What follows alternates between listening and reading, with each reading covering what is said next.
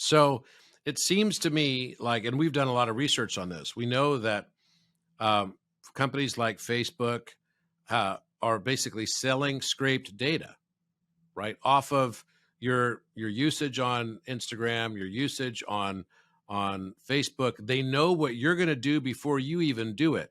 They have multiple places they can read you.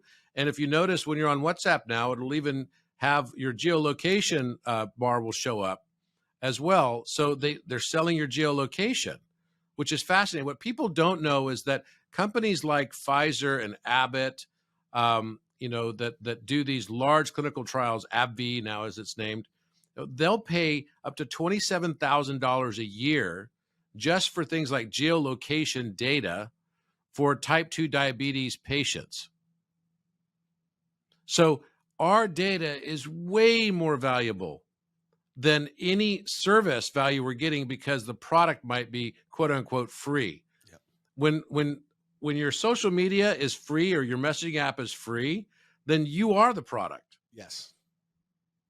And what people don't know is the value of their data is the very best opportunity, I believe, for a sustainable, universal passive income for people. And I fundamentally believe this. And right now we're being pilfered of all of this value, and we don't even know it. That's why I just wrote this book called Neuromind with, and I know you wrote part of one of the reviews of it. Yeah, it's a great in book. The inside cover.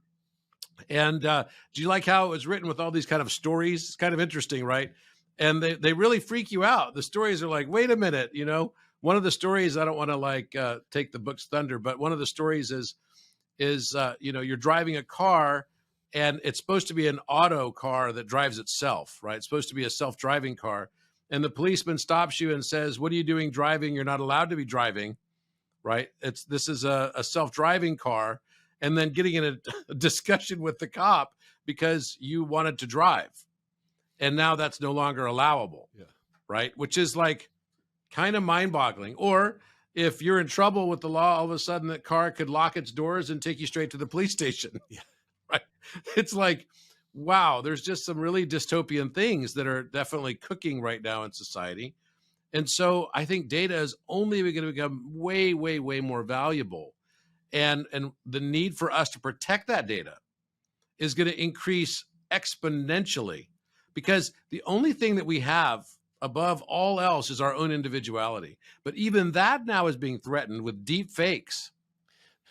Right? Have you seen the deep fakes right now? It's like now all of a sudden the next Indiana Jones movie is going to have Indiana Jones come back as a young man because they deep faked Harrison Ford as a young man. But you know the craziest part with that, when you get into legality? If I go in and create a deep fake of you, because I created it, I essentially own the copyright to it. So now I could go in and start doing deep fakes that simulate phrases or things that you say or you do a lot. And I basically can now copyright. So now when you speak, you're violating like you start looking at these, and it's like, it's just crazy where things are going. And like you said, we have to stop giving away our data for free. We love these free apps. They become drugs, but it's not worth the price of admission for what they're doing to our data just to get a free app. No, it's insane. It's like the drug guy who shows up and basically says, oh yeah, your first cocaine or your first heroin is free, right? Get you hooked. And then you'll come back and they'll keep raising the price on you when it's time to basically, when they've got to get their fix. It's amazing. And that's what's happening. So they found the best way to make drug dealing legal. They literally made it legal because the drugs they're using for us is dopamine that we produce ourselves. So they don't even have to have a crop or a field to manage that crop. They don't have to do anything. They just have to basically tell you all the things that you want to hear, because that gives you dopamine.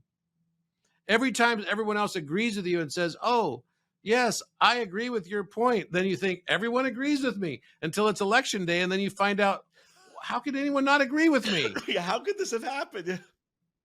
Right? It's like this, you go home at Thanksgiving, you have a conversation, politics comes up, and all of a sudden everyone's leaving before the football game. right? Because they're like, they can't be there. It's like they've lost the ability to even communicate with their families. This is what's happened with free apps. Yep.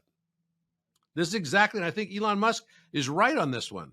I think he's bang on right, where he was trying to say, look, Twitter needs to have a price, because he also probably doesn't want to even admit that one of the key aspects of their business model for Twitter has not only been advertising, but it's also been, you know, the notion of scraping data, just like all the other platforms have done.